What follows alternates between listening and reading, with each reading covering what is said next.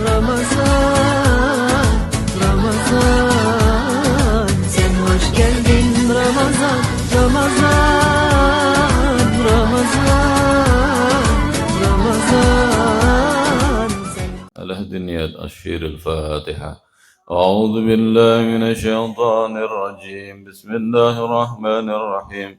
الحمد لله رب العالمين الرحمن الرحيم مالك يوم الدين إياك نعبد وإياك نستعين اهدنا الصراط المستقيم صراط الذين أنعمت عليهم غير المغضوب عليهم ولا الضالين Amin. Alhamdulillah, jemaah sekalian. Kita lanjutkan kajian kita masih pada bab yang menjelaskan tentang busana baginda Rasulullah Muhammad sallallahu alaihi wasallam. Hadis yang ke-61.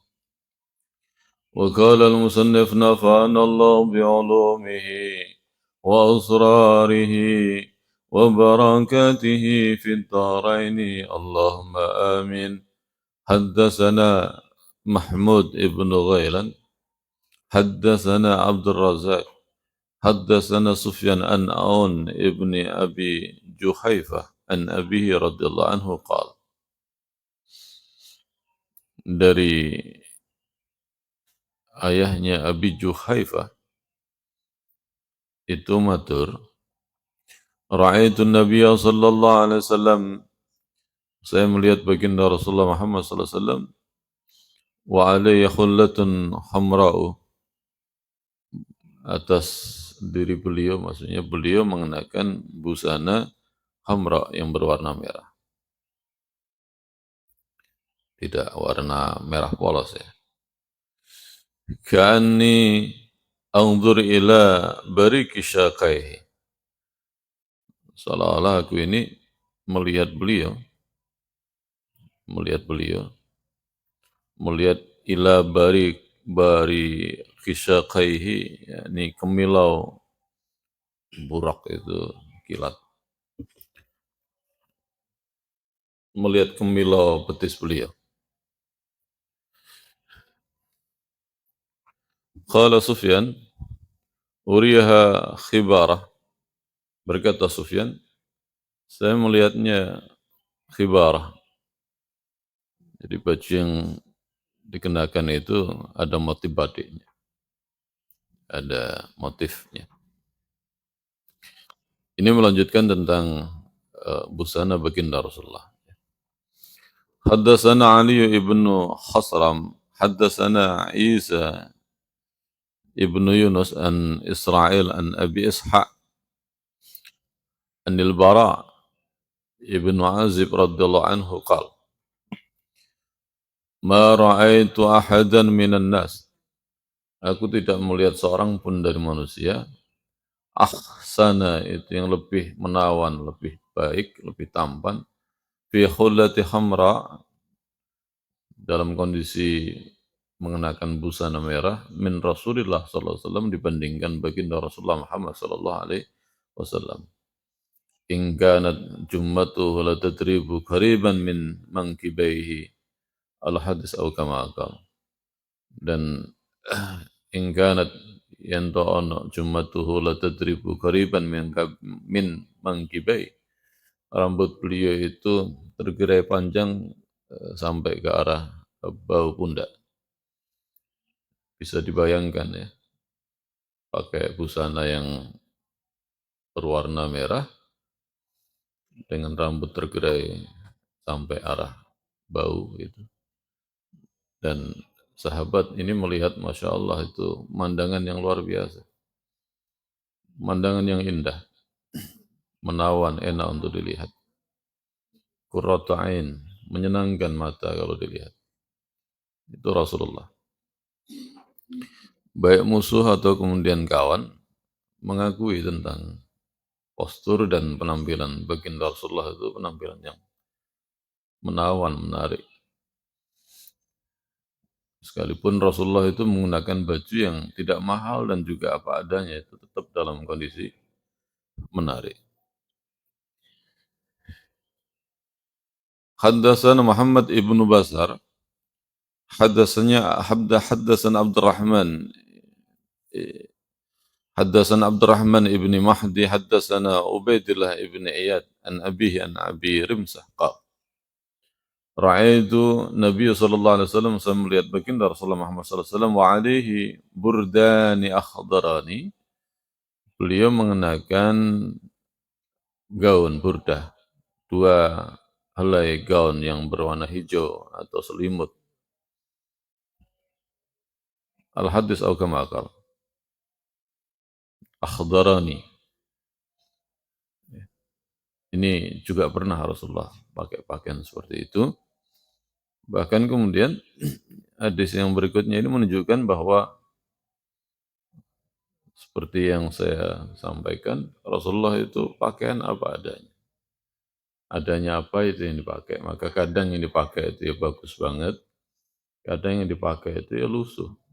Seperti dalam hadis berikutnya, haddatsana Abdu ibnu Humaid, haddatsana Affan ibnu Muslim, qal haddatsana Abdullah ibnu Hasan al-Anbari, an jiddatihi Duhaibah wa Saffaihi binti Ulibah an Khailah binti Mahramah radhiyallahu anha qalat Ra'aitu Nabi Muhammad SAW, saya melihat baginda Rasulullah Muhammad SAW, wa alaihi asmalu mullayataini. Beliau itu mengenakan mullayataini, yakni apa ini? Wahya sab alladhi lam yadham ba'duhu ila ba'din bi khayti bal kullih nasyijun wahid. Asmalu mullayataini itu baju yang tidak berjahit tapi sudah lusuh, dicelup sama za'faran tapi warnanya udah luntur, jadi lusuh. Baju beliau lusuh. Dua baju yang dikenakan beliau itu baju yang sudah lusuh. Ini contoh, Rasulullah itu tidak selalu pakaiannya bagus. Wa fil hadis kisah at-tawilah. Di dalam hadis ini ada kisah panjang. Al-hadis au kama qala. Imam Tabrani dalam Mu'jamul Kabir itu menceritakan kisah ini. Demikian juga Imam Bukhari dalam kitab Sahih Bukhari dari jalur Sahal bin Sa'ad, kisah berkaitan dengan baju Rasulullah yang dikenakan lusuh. Suatu ketika baju Rasulullah yang dikenakan mengelusuh ini, seperti yang diriwayatkan. Keluar, nah ada seorang wanita, karena melihat kondisi Rasulullah bajunya kok lusuh begitu, wanita tadi menawarkan baju baru yang sangat bagus. Dan Rasulullah juga butuh. Ketika ditawari, apakah panjenengan ya Rasulullah mau saya beri hadiah baju untuk dipakai, Rasulullah untuk menyenangkan keinginan wanita tadi kemudian diterima. Iya, enggak apa-apa.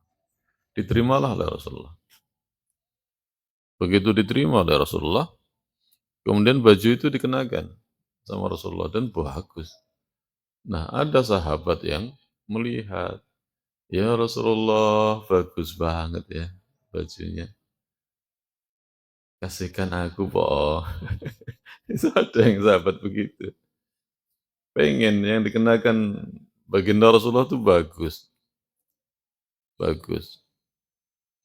Jangan lupa lah ya, bisa jadi baju yang dikenakan, misalkan baju yang saya kenakan bagus, bisa jadi kalau dikenakan orang lain enggak. Istilahnya begitu. Ada orang yang pakai baju itu pantas, ada yang dengan mode yang sama, fashion yang sama, bisa di badan yang beda-beda, dilihat. Itu masing-masing, udah cetakan lahir itu begitu. Nah ini, sahabat ini melihat memang baju itu baru. Ya Rasulullah bagus banget ya. Hadiahkan ke saya, Pak. Nah Rasulullah juga nggak tega. Nggak cemberut begitu. Nggak cemberut begitu, enggak. Ini Rasul. jangankan baju, hidupnya memang untuk menyenangkan umatnya, menyenangkan umatnya. Akhirnya kemudian dilepas sama Rasulullah. Begitu dilepas, dan sebenarnya sahabat ini yang diinginkan bukan semata-mata pengen mengenakan baju baru dan bagus, bukan. Sahabat ini ngalap berkah, pengen nanti mati, itu dibungkus kain kafan diantaranya baju yang dipakai oleh baginda Rasulullah Muhammad SAW. Ceritanya begitu. Dan sahabat itu meninggal dan kemudian baju itu yang dipakai kafan. Dilapisi lagi. Bukan soal baju barunya. Begitu baju yang dikasih itu kemudian dikenakan oleh orang lain, ya Rasulullah balik lagi pakai baju lusuh tadi. Ini, Masya Allah, Masya Allah. Dan kadang-kadang ya bisa jadi misalkan jenengan, Abah saya kasih baju ya, tapi nggak boleh dipakai orang lain.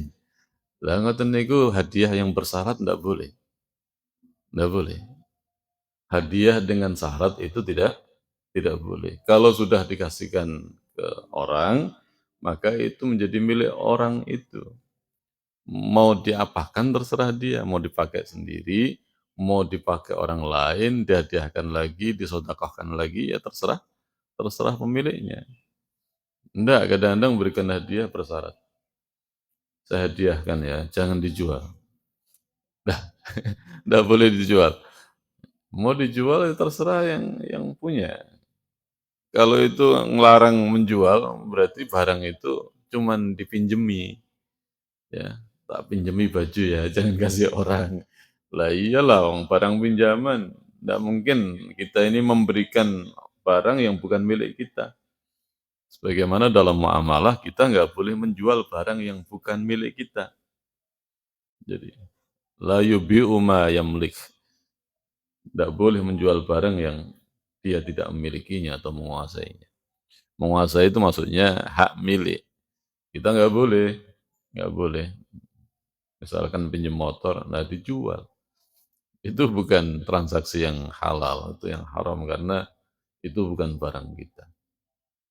Nah, memberi hadiah itu juga nggak boleh bersyarat. Berikan sodakoh juga nggak boleh bersyarat.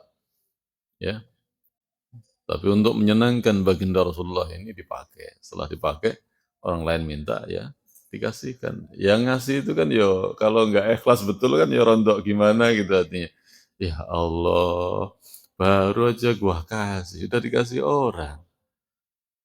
Nah, para sahabat itu termasuk wanita-wanita muslimah itu kayaknya pengen dah memberi hadiah yang sangat berarti bagi baginda Rasulullah. Dipakai baginda Rasulullah kan seneng.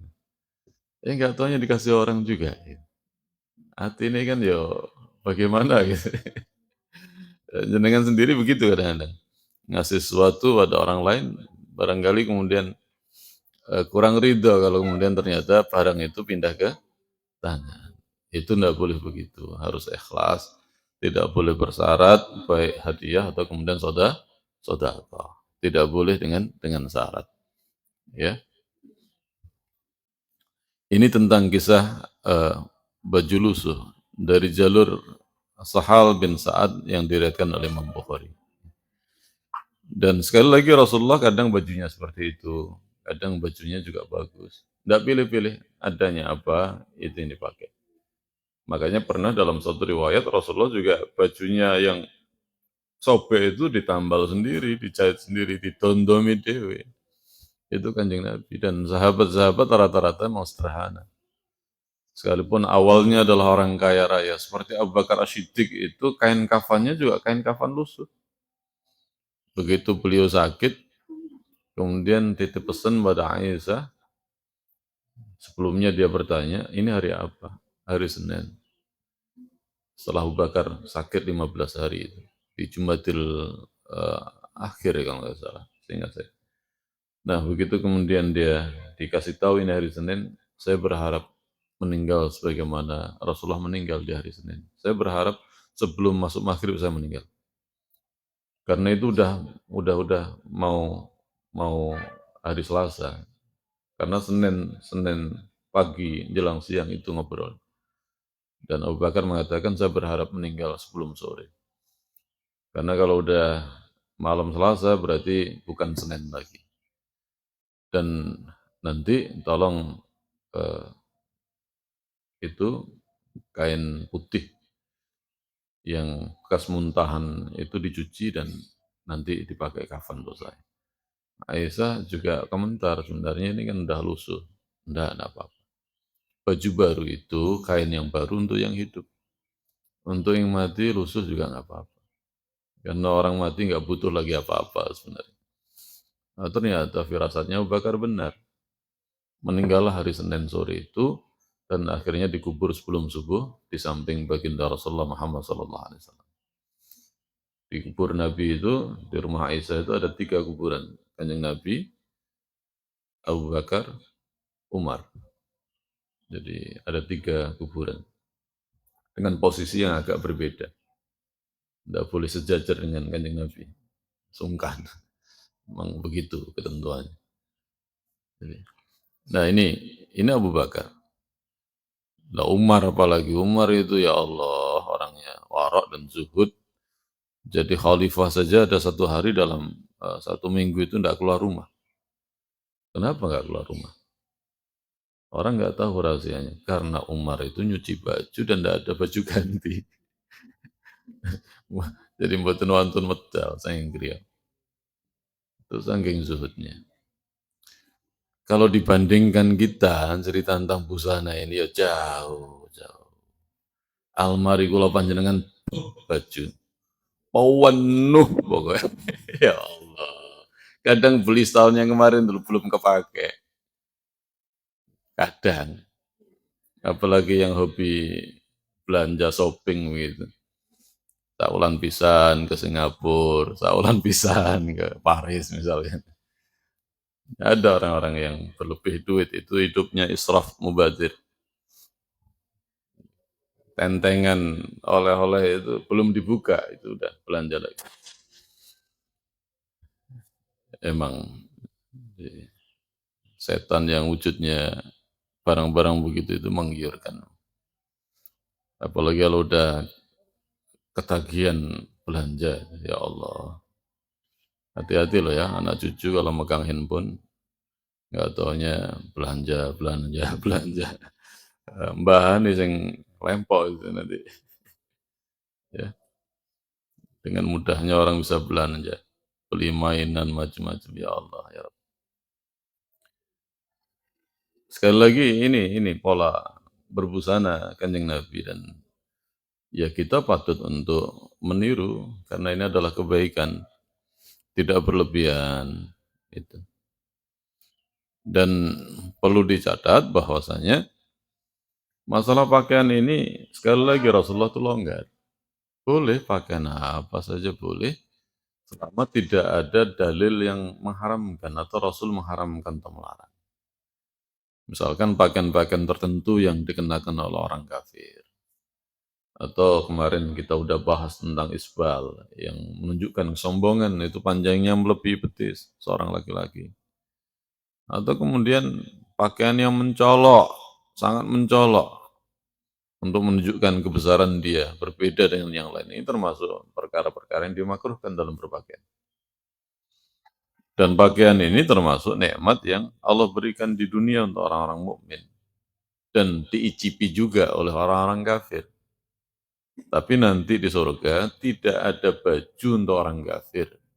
Baju, pakaian hanya menjadi nikmat bagi orang-orang mukmin. Dalam surat Al-A'raf itu kaidah umum dijelaskan dalam persoalan pakaian. Kul man harrama zinatallahi allati akhraja li ibadihi والطيبات في الرزق قل هي للذين آمنوا في الحياة الدنيا Surat Al-A'raf ayat 32. Kul katakan ya Muhammad, kepada siapa? Kepada orang-orang musyrik. Man harrama zinatallah, siapa yang mengharamkan perhiasan yang perhiasannya Allah, yang akhrajal ibadi, yang dikeluarkan, yang diberikan oleh Allah untuk hamba-hambanya. Wat thayyibat minar rezeki, dan rezeki yang baik-baik. Kul hiya lilladzina amanu, katakan itu untuk orang-orang yang beriman. fil hayatid dunya, dalam kehidupan dunia. Dari jalur Ibnu Abbas, dalam tafsir Ibnu Katsir itu disebutkan, latar belakang turunnya ayat 32 surat Al-A'raf ini, kebiasaan orang kafir Quraisy kalau tawaf ngelilingi Ka'bah, itu dalam kondisi apa coba? Dalam kondisi telanjang. Dulu orang kafir Quraisy itu kalau tawaf ngelilingi Ka'bah sambil bersiul tepuk tangan, dan kemudian dalam kondisi telanjang, mengharamkan baju, mengharamkan perhiasan, harus kondisi telanjang. Ini kan gila. Katakan ya Muhammad pada mereka, orang-orang yang mengharamkan apa yang dihalalkan oleh Allah. Man harrama zinatallah, Allah itu memberikan rezeki pakaian. Dan apa yang diharamkan? Ini menunjukkan, ayat ini menunjukkan, satu, pakaian itu adalah nikmat untuk orang beriman.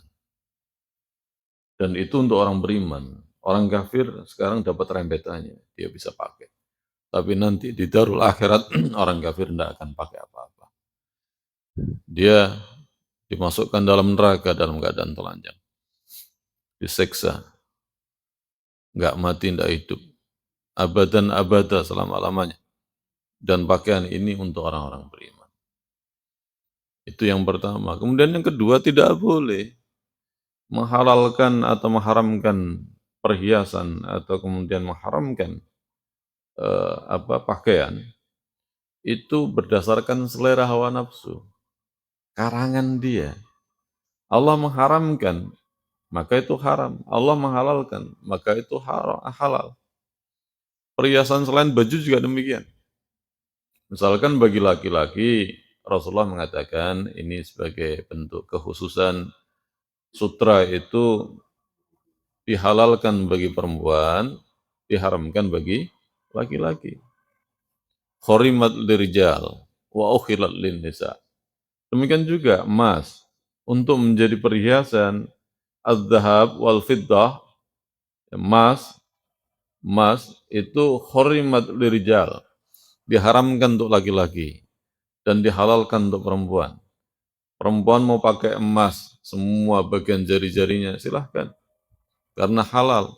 Tapi laki-laki tidak diperkenankan menggunakan perhiasan yang terbuat dari emas.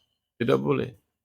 Baik itu mau cincinnya kah, atau jamnya kah, tidak boleh. Tidak diperkenankan. Ini berarti dalil yang mengkhususkan dari semua yang dihalalkan oleh Allah Subhanahu wa taala. Bagaimana dengan uang yang dari emas, yakni dinar, dirham dari perak? Kalau itu uang tidak termasuk perhiasan, dia alat transaksi, maka boleh dia menggenggam dinar, dimasukin saku, dia sholat, tidak ada masalah.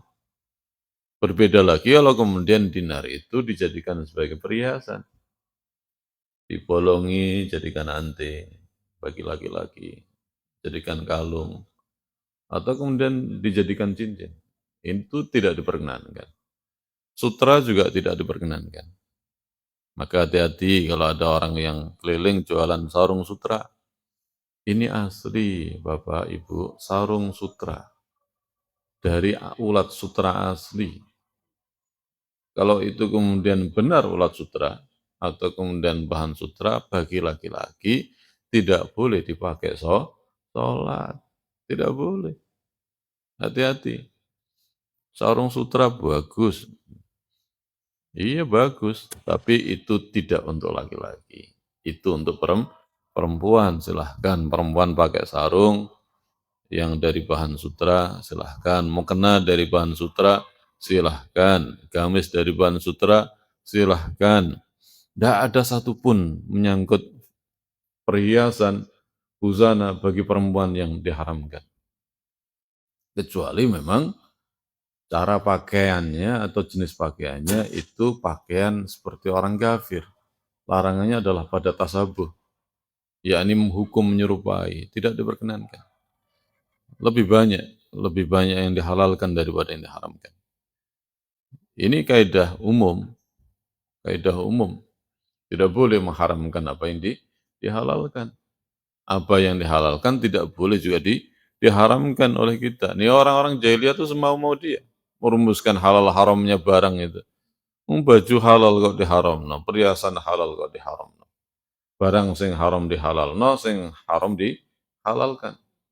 Atau halal diharamkan, haram dihalalkan, dibolak-balik. Nah, kebiasaan ini kemudian berlaku juga bagi rahib-rahib orang Yahudi, pendeta-pendetanya orang Yahudi, senang mengharamkan apa yang halal, mengharamkan apa yang halal, menghalalkan apa yang haram, menurut selera hawa nafsu.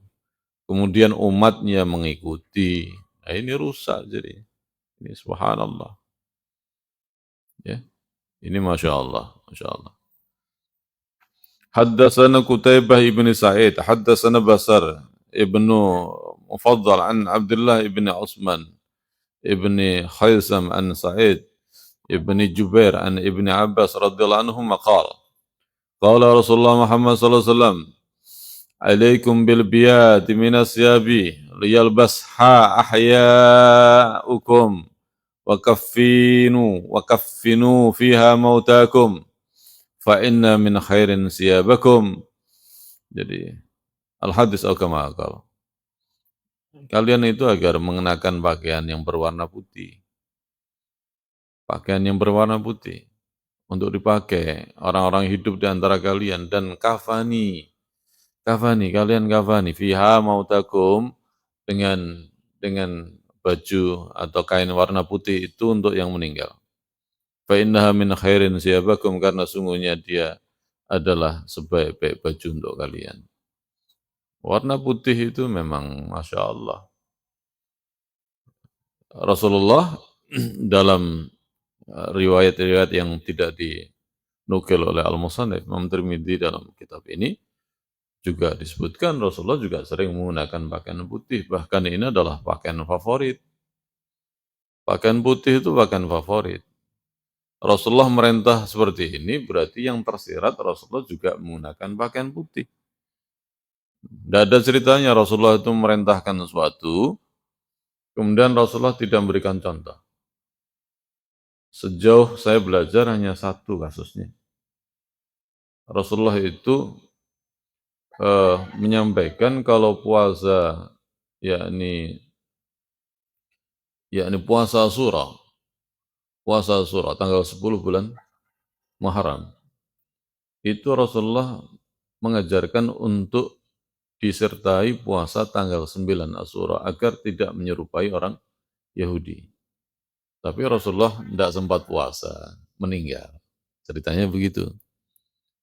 Rasulullah nggak sempat puasa karena memang ada kewajiban itu yang terikat dengan waktu. Tidak mungkin puasa 9 dan 10 Asyura di bulan Jumadil awal kan tidak mungkin. Maka ketika Nabi itu mengajarkan bulan Syura belum datang, sebelum bulan Syura, bulan Muharram itu datang, Rasulullah sudah wafat. Ini contoh. Tapi selain itu semua, contoh misalkan alaikum bil biyadi minas siyab.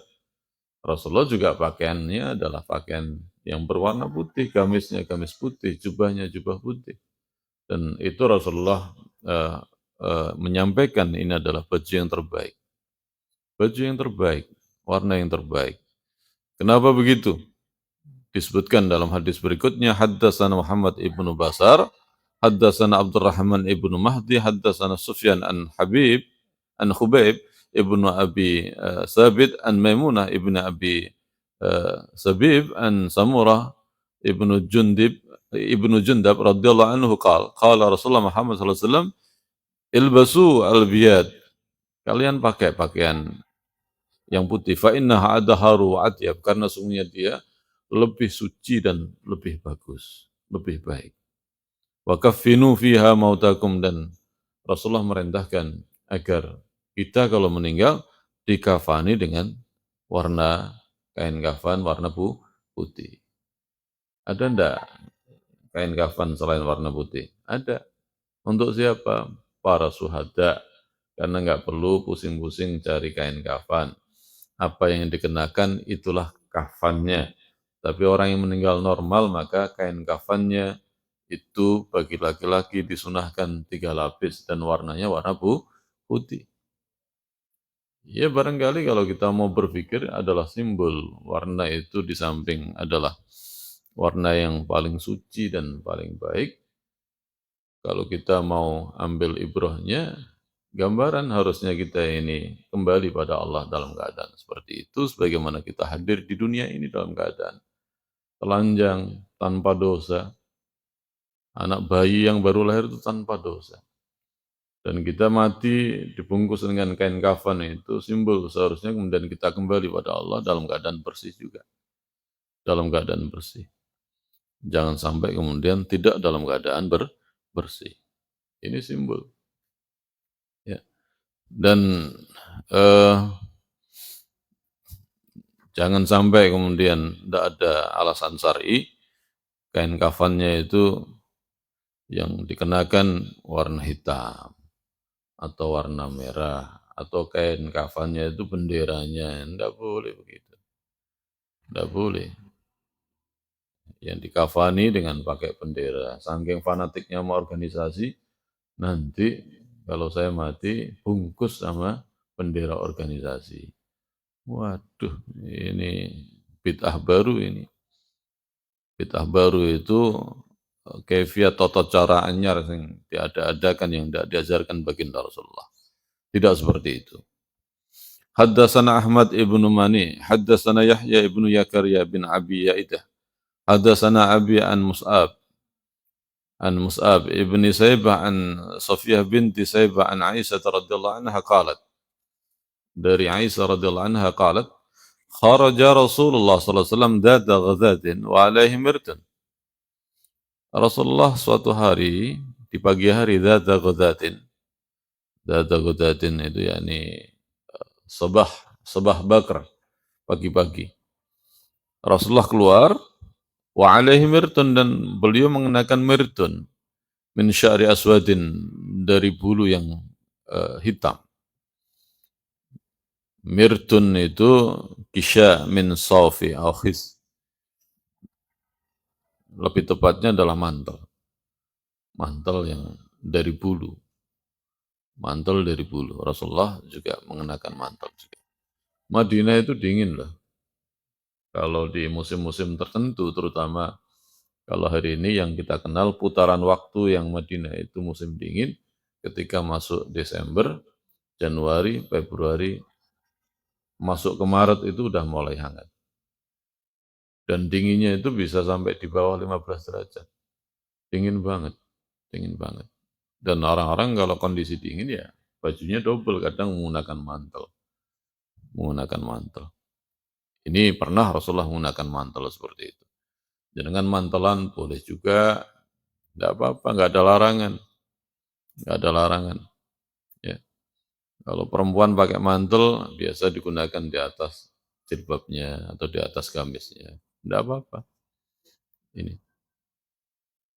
Dan bukan berarti seorang muslim cara berpakaiannya itu ngikuti musim juga kagak.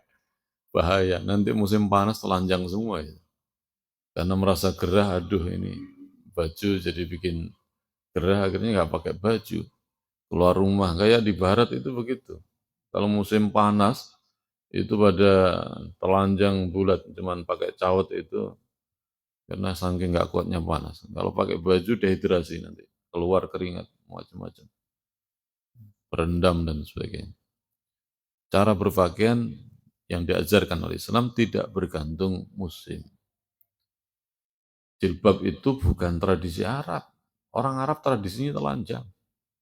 Siapa bilang budaya jilbab itu adalah budaya Arab? Bukan. Budaya Islam iya, dibudayakan sejak Islam datang dan sampai akhirnya kemudian itu menjadi budaya seluruh kaum muslimin. Tapi kalau dikatakan itu adalah budaya Arab sebelum Islam datang, itu meripati bonor, gak tahu ngaji, gak tahu maca Quran. Orang jahiliyah itu tradisinya telanjang, suka tabarruj. Sisanya masih ada. Kalau sampean lihat YouTube, itu ada yang namanya tari perut itu. Pernah lihat begitu-begitu? Ya begitu-begitu. Tari perut itu. Perutnya kelihatan, sebagian, ya pokoknya sebagian besar auratnya kelihatan, yang ketutup itu cuma bagian aurat-aurat besar aja. dan ndak pakai kerudung, ndak tabarut, tabarut itu bersolek banget, biasa, biasa. Pelacuran itu banyak zaman Nabi di Mekah itu ya pelacuran itu biasa. Ada pelacur yang harganya mahal sekali ada, biasa mereka. Jangankan begitu, judi kalah istrinya dipertaruhkan aja jadi taruhan judi itu biasa. Ya, tabarujal jahiliyah. Orang jahiliyah itu tradisinya adalah suka tabarut. Bersoleknya luar biasa perempuan-perempuan. Tidak ada, nutup aurat itu tidak ada. Begitu Islam datang, Rasulullah mengajarkan, kalau perempuan sudah sampai masa haid, maka la yahillu an yura illa wajiha wa kafaiha. Tidak boleh seorang perempuan yang sudah haid di hadapan laki-laki asing, kecuali yang tampak adalah wajah dan kedua telapak tangannya. Kalau Ummul Mukminin malah pakai niqab, pakai cadar, itu khusus wajib bagi istri Nabi. Bahkan kalau sahabat pengen ketemu harus dibalik satir, balik hijab. Nggak boleh ketemu langsung. Kalau pergi jauh begitu naik onta itu pakai sekedup. Sekedup itu semacam tandu di atas onta. Dan itu nanti ada tutupnya tirai. Nggak boleh dilihat. Untuk menjaga kemuliaan kehormatan Ummul Mukminin. Kalau muslimah selain Ummul Mukminin dibolehkan pakai niqab. Bahkan ada yang mengatakan wajib. Kalau jenengan tanya saya, niqab itu pendapat yang saya ambil boleh mubah bagi perempuan-perempuan selain Ummul Mukminin. Dengan alasan menjaga fitnah, misalkan saking cantiknya daripada keluar nanti menjadikan lawan jenis itu kemudian dosa melihatnya, bisa syahwat atau kemudian berbuat kejahatan, pakai niqab untuk menyembunyikan. Atau sebaliknya juga, nggak begitu cantik gitu, pakai niqab gitu. Daripada nanti diece sama orang, wih, jadi ternyata hidungnya ada di jidat gitu, misalkan. Misalkan, ditutupilah biar nggak melahirkan fitnah. Nggak apa-apa, nggak apa-apa. Tapi tidak wajib. Nanti kalau tawaf harus dibuka, kalau sholat harus dibuka. Ini masya Allah, masya Allah. Jadi sekali lagi pakaian tidak ada kaitannya dengan musim dan kaitannya dengan tradisi masyarakat. Kita harus menjunjung tinggi kearifan lokal, budaya lokal. Apa tuh pakaian ala Arab, orang gurun? Aduh ya Allah ya Rabb. Saya ngomong begitu kalau orang kafir wajar. Yang ngomong begitu kadang orang muslim. Udahlah, pakai sewek aja kembenan kelihatan. Lah iya itu masa lalu sebelum mengenal Islam. Dulu kalau adat Jawa itu kan pakaiannya saya masih lihat dulu masih banyak pakai apa itu? Kemben yang dipakai sindir-sindir itu loh. Apalagi kalau musim nikahan itu, waduh, gelungnya rodanya Vespa itu, bajunya terawangan itu, ya Allah. Nah kalau niat pakai baju ngapain kok baju begitu gitu loh. Sama aja nggak usah pakai baju kalau begitu kan. Khawsiyatun, tapi Ariyah kelihatan pakai baju tapi dia telanjang. Itu. Nggak boleh. Islam hadir itu membangun peradaban baru, termasuk adalah pola pakaian, cara berpakaian. Itu. Dan tujuannya tentu adalah untuk himayah, untuk perlindungan pada kehormatan perempuan. Termasuk maqasidus syariah, tujuan-tujuan dasar dari syariah itu diberikan oleh Allah melalui Rasul, itu untuk lihifdzil, untuk melindungi dan menjaga kehormatan. Di antaranya apa? Berkaitan dengan kehormatan, nutup aurat. Ini maqasidus syariah. Haddatsana Yusuf ibnu Isa, haddatsana Waqi', haddatsana Yunus bin Abi Ishaq, an Asy'abi an Urwah ibn Mughirah bin Su'bah an abihi radhiyallahu anhu, anna Nabi Muhammad sallallahu alaihi wasallam labisa jubbatan rumiyatan. Bahwasanya Rasulullah mengenakan jubah Romawi, daiqatal kummaini, dan lengannya ketat, sempit. Al-hadis al-kama al-hadis sahih. Jubah rumiyah itu ini maksudnya dinisbahkan kepada Rum, Rumiyah itu. wal jubbah. Jubbah jenengan ma'ruf kan, maksudnya tahu apa yang dimaksudkan jubbah.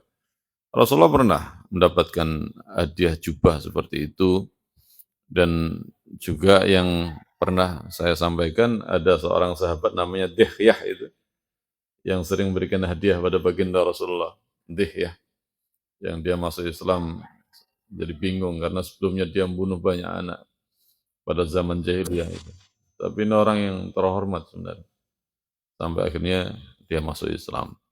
Dan Dihya itu sering memberikan hadiah pada baginda Rasul sebelum dia masuk Islam dan setelah masuk Islam. Nanti disebutkan beberapa hadiah yang disampaikan oleh Dihya. Nah, Rasulullah itu pernah juga menerima hadiah dari Dihya, menerima juga hadiah dari Raja Najasyi. Berapa raja yang ngirim hadiah pada baginda Rasulullah Muhammad SAW. Ini berkaitan dengan masalah pakaian atau busana yang dikenakan baginda Rasulullah Muhammad SAW. Wallah alam bisawab. Mungkin manfaat barakah fi dunya wal akhirah. Allahumma amin ya rabbal alamin. Ada yang mau ditanyakan berkaitan dengan busana Kanjeng Nabi? Kalau pengen melihat di gambar-gambar itu ada, atau pengen melihat langsung ya jalan-jalan ke Turki, Tokapi, ya. Lah iya, sawah ombo panen dino digawe apa? Dipangan ya ganteng. Ini kayak jalan-jalan, kayak halan-halan, ya kan? Jadi kok eman banget itu loh. Kayak mati digawa kan ora digawa, ente nikmati. Dunia Allah itu luas, dinikmati. Dinikmati. Sampean ndak menikmati, ya berarti ya sampean apa susah payah cuman hanya untuk memberikan kesempatan orang-orang setelah sampean nanti. Baik, ada yang mau tanyakan? Tidak ada? Cukup. Aku lu qauli hadza wa astaghfirullahal ghafurur rahim. يا ربنا اعترفنا بأننا اقترفنا وأننا أصرفنا على الذي أسرفنا فتب علينا توبة تغسل لكل خوبة واستر لنا الأورات وآمن الروآت واغفر لوالدينا ربي ومولدينا والأهل والإخوان وسائر الخلان وكل ذي محبة أو جيرة أو صحبة والمسلمين أسماء آمين ربي أسماء فضلا وجودا منا لا باكتساب منا بالمصطفى الرسول نهضى بكل سول صلى وسلم ربي عليه أدى الحب والعال والأصحاب إدد ضلس صحبي والحمد للإله في البدء والتناهي والحمد للإله في البدء والتناهي أستغفر الله العظيم أستغفر الله العظيم أستغفر الله العظيم سبحانك اللهم بحمدك أشهد أن لا إله إلا أنت أستغفرك وأتوب إليك. السلام عليكم ورحمة الله وبركاته.